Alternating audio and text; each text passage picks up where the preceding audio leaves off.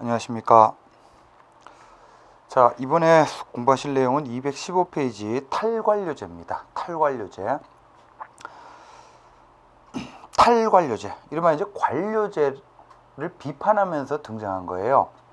그래서 탈관료제, 달리 표현하면 이제 에도크라스인데, 우리 지난 시간에 이제 관료제의 역기능 병폐를 봤죠. 문제점. 이거를 좀 정리를 좀 해보겠습니다. 215페이지 그 밑에 있는 그림 보세요. 이제 고전적 조직 이론에서 강조하는 조직 구조가 기계적 구조죠. 그의 대표적인 형태가 관료제야. 그럼 기계적 구조와 관료제는 크게 분업의 원리와 계층제 원리에 근거하죠. 근데 분업에 따른 문제점, 계층제에 따른 문제점, 그죠? 이런 문제점들 때문에 고전적인 기계적 구조가, 즉 관료제가 변화하는 환경이나 고객들의 다양한 요구에 잘 대응을 못하더라는 거예요.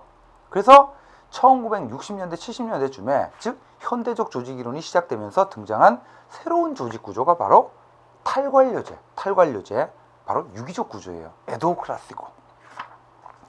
그래서 이제 넘겨보시면 이제 그 216페이지 로마자 2번의 첫 번째 줄 한번 보세요. 탈관료제론의 등장 배경 1970년대에다 동그라미 해주세요. 바로 현대조직 이론이죠. 그래서 1970년대쯤 오면 사회과학 전반에 있어서 이 휴머니즘, 인간주의가 일반적 경향이에요. 그래서 이제 조직 구성원을 X이론적인 인간보다는 Y이론적인 인간, 뭐 합리적 경제적 인간보다는 자아실현적인 인간, 이런 측면을 강조합니다. 그리고 격동하는 환경, 그리고 지식 기술 수준의 고도화. 70년대쯤 오면 정보통신기술이 발달하면서 이런 이제 고도화가 발생하고 고도의 인적 전문화, 또 민주화, 자율화. 그래서 뭐 60년대 말에 흑인 폭동으로 대표되는 각종 민권 운동들이 미국에서 나타나죠. 그리고 이제 불확실성. 이런 것들이 이제 기존의 관료제, 즉 기계적 구조가 문제점이 있고 그거에 대한 대안으로 새로운 조직 구조, 이름하여 관료제를 요청하게 되는 배경들이죠. 자, 그래서 216페이지 상단에 본문을 좀 보시면요. 이 탈관료제 원리는 크게 두 가지로 나눠볼 수가 있어요.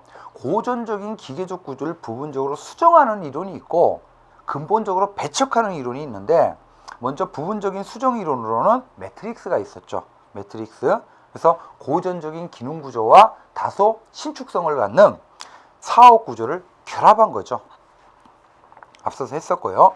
자, 이번에는 견인 이론인데, 견인 이론.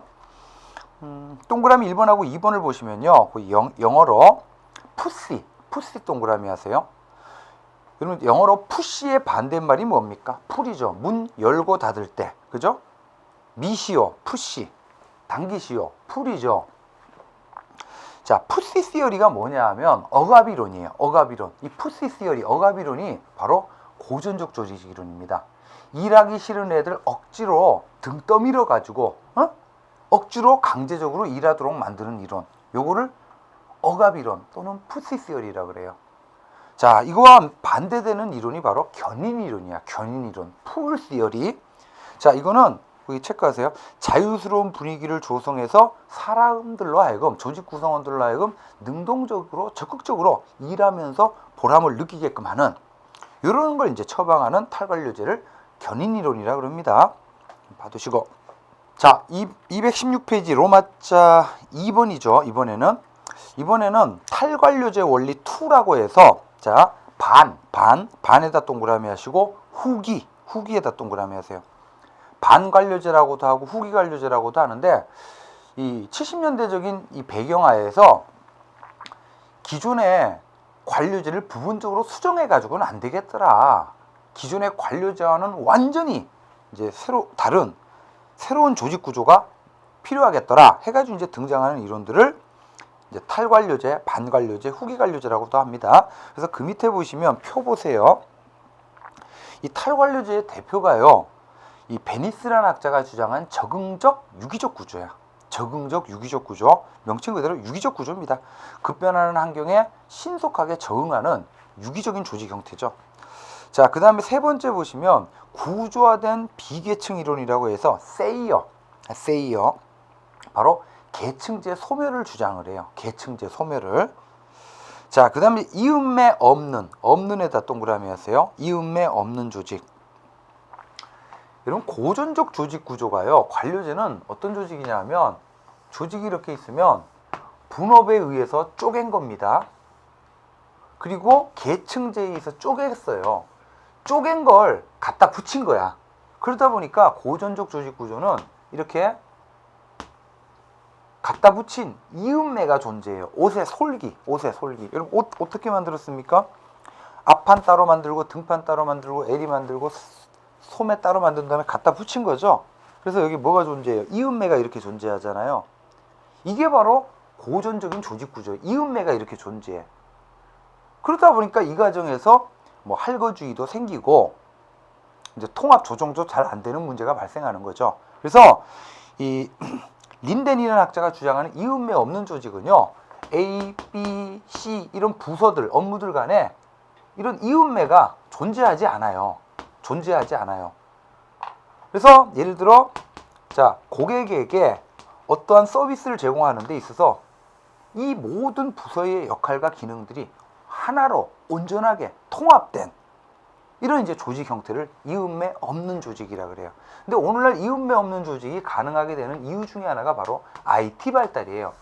정보통신기술이 발달함에 따라서 각 부서의 정보를 고객이 원하는 각 부서의 정보를 어떻게 해요? 원스톱 서비스라 그러죠? 원스톱 서비스.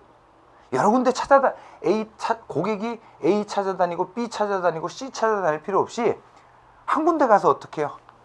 고객 지향적인 서비스를 받는 거지. 요거를 이음매 없는 조직이라 그래요. 그래서 두 번째 줄 총체적이고 유기적으로 구성된 조직 이름하여 이음매 없는 조직이지. 그래서 조직 구성원들은 고객에게 온전한 서비스를 제공하기 위해서 일반 능력가주의적 복수기술적인 직무를 수행하고 줄치세요.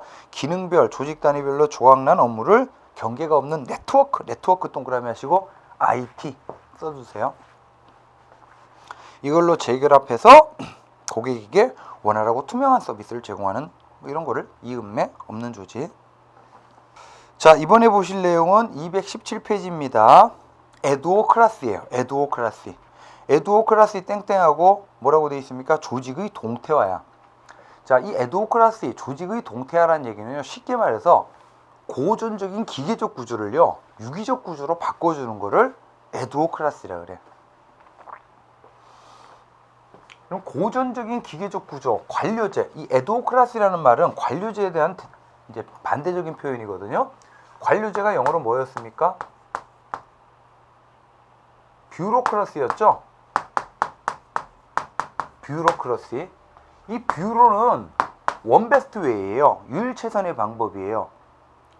그래서 이 뷰로는 이 뷰로가 바로 아까 권한과 관할권의 법규화, 문서주의, 계층제, 분업과 전문화, 임무 수행의 몰개인성 이런 특징에 입각해서 만들어지는 조직이 뷰로지. 이 뷰로는 조직 환경이 안정되어 있다면 얘는 원베스트 웨이예요. 유일최선의 방법인 거죠. 그래서 어떤 특징을 갖냐면 고정성하고 영속성을 가져요. 뷰로는. 이렇게 하다 보니까 변화하는 환경이나 70년대 고객들의 다양한 요구에 잘 적응을 못하더라. 그래서 이제 이거를 비판하면서 등장한 개념이 바로 애드혹 플러스 크러스예요. 그래서 이제 애드혹을 영어 사전 찾아보면 이거는 임시적이다 이런 뜻이에요. 임시적이다, 템퍼러리하다는 뜻이야.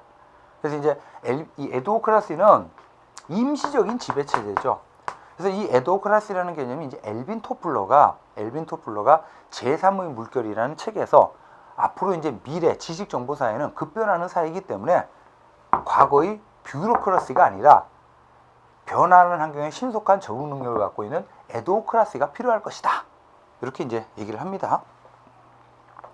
자, 그래서 임시 구조입니다. 첫 번째 줄 탈관료제하로 나타나는 평면 조직이다 체크하시고, 이제 환경 변화에 대한 신축적 대응 능력을 갖고 있는 세신적이고 유기적 구조, 얘를 에두오크라시 동태화된 조직이라 그래요. 자, 그러면 동태적 조직은요, 쉽게 말해서 무슨 구조예요? 유기적 구조죠? 유기적 구조? 그럼 유기적 구조는 우리 앞서서 복공집이라는 변수가 모두 낮다 그랬죠? 낮다. 그래서 특징에서는 동그라미 1번 낮은 동그라미, 또 낮은 공식성, 3번에 분권, 집권, 분권, 그리고 이제 비일상적 기술 사용. 자, 그래서 그 밑에 보시면 2번에 에드호 클래스의 유형이다라고 해서 매트릭스도 신축성을 갖죠. 그래서 에드호 클래스 유형으로 취급되고, 에드호 클래스의 유형으로 가장 많이 언급되는 예가 뭐냐면 임시 조직, 바로 프로젝트 조직하고 타스크 포스, TF라는 조직이에요. 그래서 이제 이 둘은, 프로젝트 조직하고 타스크 포스는 특정 과업을 해결하기 위해서 임시적으로 만든 조직 형태예요. 그러면 그 과업이 달성이 됐어, 또는 해결이 됐어. 그러면 이 조직은 어떻게 됩니까? 해체가 되는 거죠. 그래서 이 프로젝트 조직하고 과업 조직은 약간의 차이점은 있지만 둘 다 기본적으로 임시 조직이다. 이렇게 기억을 해두시면 되겠습니다. 자, 이렇게 보시고 218페이지. 자, 이렇게 해서 탈관료제 마치고요. 유기적 구조죠.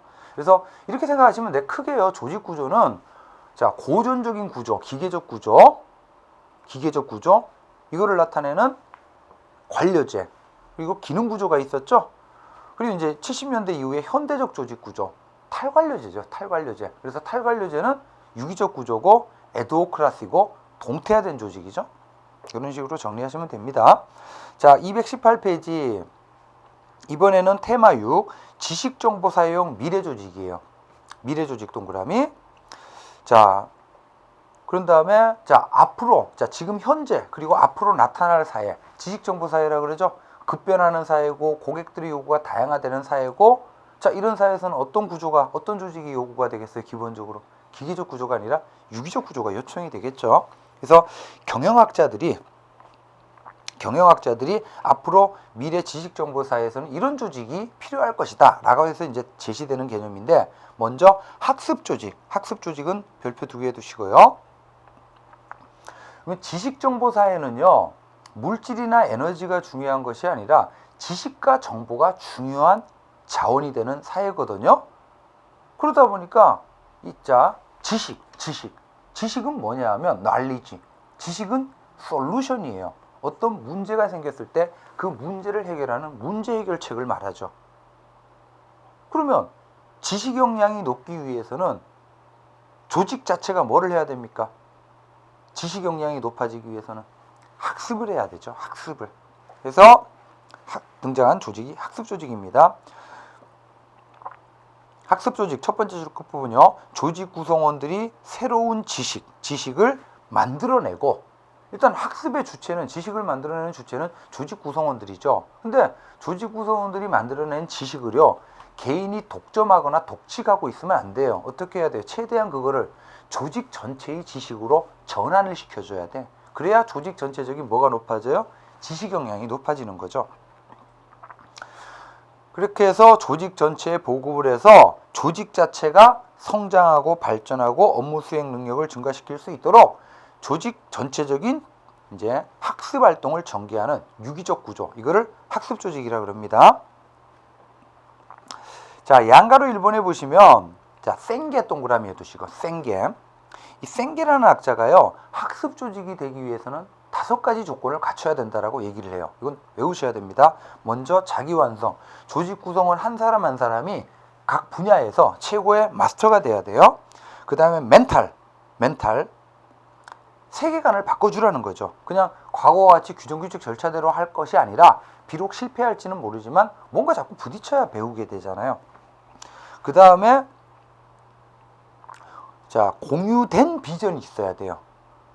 그래서 이제 거기 공유의 비전이라고도 번역을 하는데, 정확히 보면 쉐어드 비전이니까 그러니까 조직 구성원들이 함께 공유할 수 있는 어떤 목표 의식이 있어야 된다는 게 이제 쉐어드 비전이고, 그 다음에 4번하고 5번이 중요한데요. 집단적이라는 말 동그라미 하시고, 시스템적이라는 말 동그라미 하세요.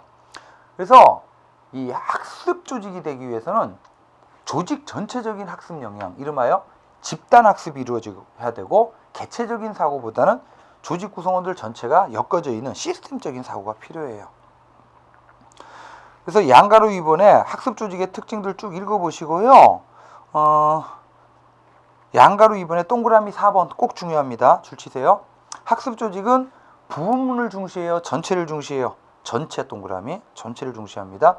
그리고 이제 조직 전체적인 학습 역량이 높아지기 위해서는 할거주의 같은 게 타파가 돼야 돼요. 그러기 위해서는 아까 이제 우리 봤던 이음매 같은 것들이 없어야지. 경계, 조직 간의 경계가 최소화되고 조직 전체적인 공동체 정신 이런 것들이 이제 중시된다. 이렇게 기억을 하시기 바라겠습니다. 자, 그 다음에 이제 학습 조직은 지식을 창출하잖아요. 그래서 이제 여기서는 이 노나카 동그라미 하시고 일본 학자인데 이 노나카와 타쿠치라는 학자가 지식의 유형을요 두 가지로 나뉘어요. 동그라미 1번에 암묵지 동그라미, 형식지 동그라미. 그래서 그 밑에 각주 49번에 보시면 자, 형식지라고도 하고 그리고 반대편에 암묵지가 있어요. 형식지, 암묵지 이렇게 기억하십시오. 이건 뒤에서도 한번 나올 건데 일단 이제 형식지는 언어화나 객관화가 가능한 지식을 형식지라고 그래요. 뭐 책에 써져 있는 지식들 있죠? 책 또는 매뉴얼. 반면 이제 암묵지 같은 경우는요. 개인이 머릿속에 갖고 있는 독특한 문제 해결의 노하우 이런 걸 암묵지라 그래요. 그래서 형식지, 암묵지 구분 정도는 봐두시고 자, 넘기시면 2번에 자, 기타 새로운 조직이라고 해서 자, 지금 우리 큰 주제가 뭡니까? 지식정보 사용 미래조직이죠. 미래조직은 유기적 구조예요. 그래서 요거는 꼭 기억하세요. 기타 새로운 조직은 가로에 자, 신축성과 유연성 동그라미. 지식정보 사용 조직은 신축성과 유연성이 중요해요. 그러기 위해서는 조직이 어떻게 해야 돼요? 수평화 동그라미, 네트워크화 동그라미. 수평화의 반대말 수직화. 이렇게 나오면 틀립니다. 또 네트워크화의 반대말 계층제화. 시험 문제 가장 많이 나오는 표현인데 그래서 수평화 동그라미, 네트워크화 돼야 돼요. 자, 그런 식으로 한번 봐주시고 자, 그 다음 220페이지로 가시면요. 뭐 공식 조직, 비공식 조직이 있는데 요거는 간단하게 의미 정도만 아시면 돼요. 이제 조직의 발생이 제도적이고 합리적 설계에 의해서 만들어진 조직 단위를 공식 조직이라 그래요. 그 다음 이제 비공식 조직은 이 공식 조직 내에서 나타나는 현상인데 자, 삼성이라는 조직 내에서 조직 구성원들이 자연 발생적인 상호작용, 예를 들어 향후회, 동창회 이런 것들이 바로 비공식 조직이에요. 그래서 대학 다닐 때 보면 뭐 행정학과, 법학과, 경제학과 이런 거는 공식 조직이죠. 하지만 뭐 향후회, 동창회, 뭐 동아리 이런 것들은 비공식적 조직이죠. 이런 식으로 이제 구분이 된다는 것 정도만 기억을 하시면 되고 자, 그 다음에 중요한 게 221페이지입니다. 이 개선과 막료라는 건데 자, 개선과 막료요. 자, 여러분 개선을 영어로 라인이라 그래요. 라인 동그라미 하시고 막료를 영어로 스태프라 그래요. 스태프 동그라미. 여기 그림에서 자, 이게 계층제잖아요. 이 계층제 조직을 구성하는 중요한 흐름이 뭐예요? 바로 이 노란색 선이라 그랬죠. 이렇게 계층제 조직의 근간이라고 볼 수 있는 지휘 보고 라인 이 선상에 위치한 단위들이 전부 다 뭐냐 하면 라인이야, 라인. 이건 이제 개선이라 그래요. 개선. 그리고 이 개선, 라인하고 그래서 이들은 전부 다 라인이야. 이 라인, 개선 조직하고 대비되는 개념이 뭐냐 하면 스태프예요. 스태프. 이건 이제 번역을 참모라고도 하고 막료라고도 합니다. 그러면 주로 스태프는 어떻게 존재하냐 하면 스태프는 계층제 조직에 존재하지 않아요. 주로 계층제 조직 바깥에 주로 조직의 최고 관리자에 이렇게 직속이 돼가지고 이 스태프가 누구냐 하면 이제 해당 분야의 전문가들인 경우들이 많아요. 그래서 이제 최고 관리자에게 직속이 돼서 이 개선 조직이 조직의 1차적인 목표를 효과적으로 달성하도록 지원하고 보좌하는 조언, 권고와 자문하는 역할이 바로 스태프예요. 그래서 조직의 목적 달성에 1차적으로 필요한 존재 라인이죠. 그리고 스태프는 뭡니까? 2차적인 존재예요. 그래서 개념이 좀 중요합니다. 221페이지. 자, 개선기간 봅시다. 조직의 1차적 목적 달성과 관련된 과업을 수행하는 단위다. 체크하시고, 조직의 명령계통하에서 상하의 기관이 연결되고, 체크해요. 조직의 결정권, 집행권, 이걸 담당하는 조직이야. 반면 스태프는 자, 개선 조직이 조직의 목표를 효과적으로 달성하도록 누구를 도와주는 역할이에요? 개선 조직을 도와주는 역할이 스태프지. 그래서 지원보좌. 명령권과 결정권이 아니에요. 바로 보좌하는 역할이지. 주로 조언, 공고, 자문, 법적 구속력이 없어요. 자, 이게 이제 스태프인데 그 가운데 있는 박스를 보시면요, 이 스태프, 막료, 참모는요 크게 보조형 막료, 보조형 동그라미, 자문형 막료, 자문형 동그라미로 나뉘어. 보조형 막료는 주로 조직의 일반 관리 기능, 인사, 예산, 조달 이런 일반 관리 기능을 담당하는 단위들을 보조형 막료라 그래요. 근데 오늘날 보조형 막료는 바로 라인, 그러니까 개선 조직으로 함께 취급이 돼요. 자, 그래서 이제 좁은 의미의 막료다 그러면 자문형 막료를 말해. 자문형 막료. 그래서 두 번째 줄 보시면 자문형 막료는 개선 기관이나 보조 기관에 대해서 동그라미 하세요. 조언과 권고. 그리고 계속해서 조직의 최고 관리자에게 직속된 해당 분야의 전문성을 갖고 있는 전문가들인 경우가 많아요. 그래서 자문형 막료 맨 끝에 차관보 동그라미, 담당관 동그라미. 그래서 이제 우리나라 정부 조직의 직제 가운데 차관보하고 담당관이 차관보하고 담당관이 이제 보좌기관이라고 법에서 규정되는데 이게 바로 자문형 막료예요. 자, 이 정도 보시면 되고 나머지는 여러분들이 좀 보시기 바라겠습니다. 그 222페이지 넘겨보시면 가운데 박스에 보시면 자, 행정농도라는 개념이 있거든요. 행정농도는 바로 뭐냐면 이거예요. 행정농도는 개선에 대한 참모의 비율, 이거를 행정농도라 그래요. 행정농도. 그러면 자, 행정농도가 높아진다는 얘기는 누가 많아진다는 얘기예요? 참모가 많아진다는 얘기죠? 그죠? 그러면 이 참모가 갖는, 막료가 갖는 중요한 특징은요, 이 개선 조직은 조직의 명령 계통하에 있거든요. 그래서 개선 조직은 권한과 책임 관계는 분명한데, 이 명령 계통 때문에 경직성을 가져요. 경직성을 갖다 보면 신축적인 조직 운영이 어렵죠. 반면 스태프는 어때요? 계층제 조직의 명령 계통 자체에 제약을 안 받아요. 그래서 이 스태프는 바로 뭐냐면 조직의 신축성, 이들이 많아지면 조직의 신축성과 동태성이 높아져요. 그래서 그 밑에 박스 보시면 행정농도, 여기서 동그라미 3번 보세요. 행정농도가 높을수록 동그라미 하세요. 조직은 어떤 측면이 강해진다? 동태화되는 측면이 있다는 겁니다. 자, 그 다음 마지막 222페이지 위원회 제도.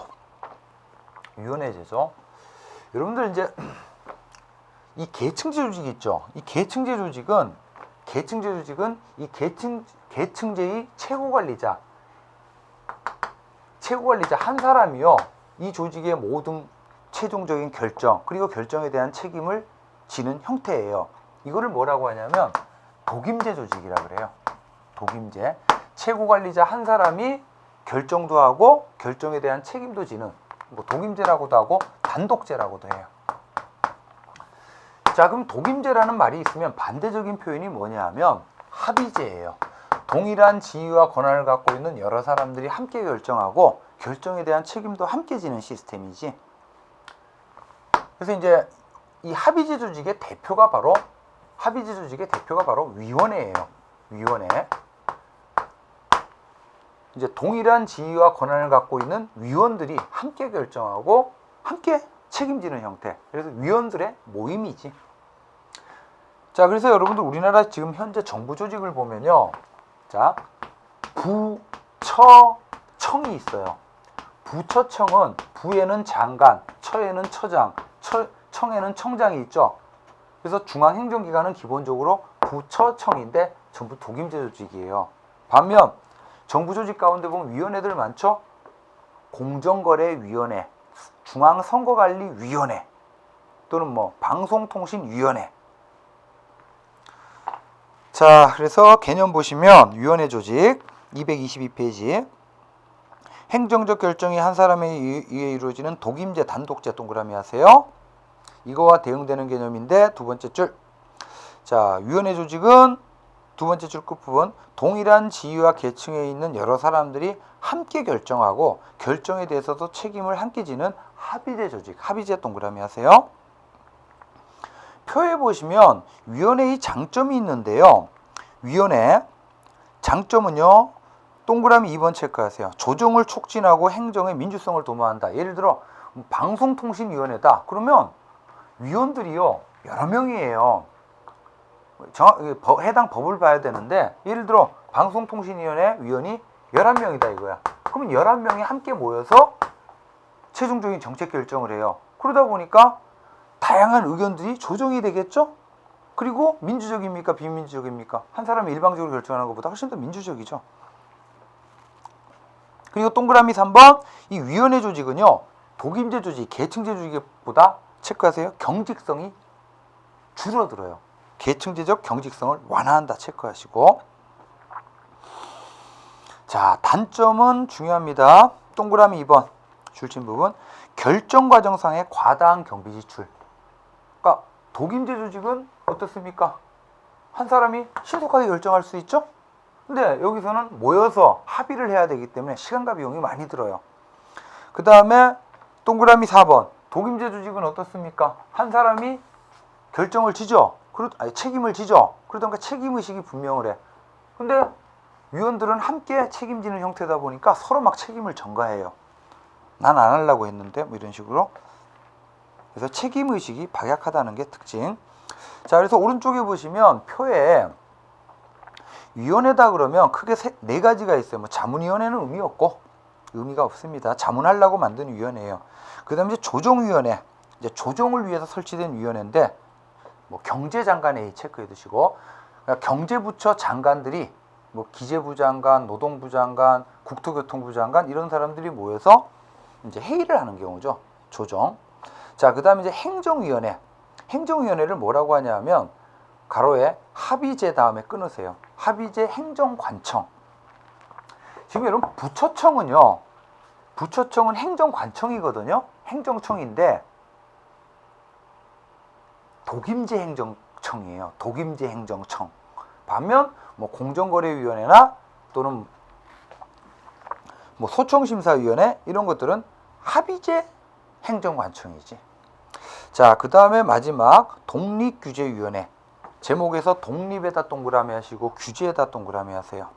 자, 이 독립규제위원회는 독립성을 갖고 규제성을 갖는다는 건데 이건 우리나라 제도가 아니라 미국 제도예요. 그래서 독립규제위원회가 먼저 독립성을 갖는다는 얘기는 대통령으로부터도 의회로부터도 법원으로부터도 독립됐다는 얘기예요. 그리고 규제를 한다는 얘기는 개인과 기업의 자유 가운데 중요한 자유가 경제활동의 자유거든요. 이렇게 개인과 기업의 경제활동의 자유를 제약하는 준입법, 준사법의 기능을 여기서 담당한다는 게 규제예요. 그래서 미국에서 독립규제위원회를 뭐라고 표현하냐면 머리 없는 제4부라 그래. 머리가 없다는 얘기는 독임제가 아니라 합의제라는 얘기죠. 그리고 제4부라는 얘기는 입법부도 행정부도 사법부도 아닌 독립대상 얘기고. 그래서 이제 정확히 독립규제위원회는 미국 제도인데, 자, 학자들이 우리나라에 이제 미국의 독립규제위원회와 비슷한 유형이 뭐가 있을 것이냐 해서 네 가지 체크하세요. 이건 그냥 외우셔야 돼. 학자들이 이렇게 제시를 한 거예요. 공정거래위원회, 금융통화위원회, 중앙선거관리위원회, 중앙노동위원회. 이 네 가지가 이제 우리나라에서 독립규제위원회의 성격을 갖고 있는 위원회다. 이렇게 이제 얘기를 합니다. 자, 그래서 이번 수업은 여기서 마치고 다음 시간에 이제 공기업부터 보도록 하겠습니다. 수고하셨습니다.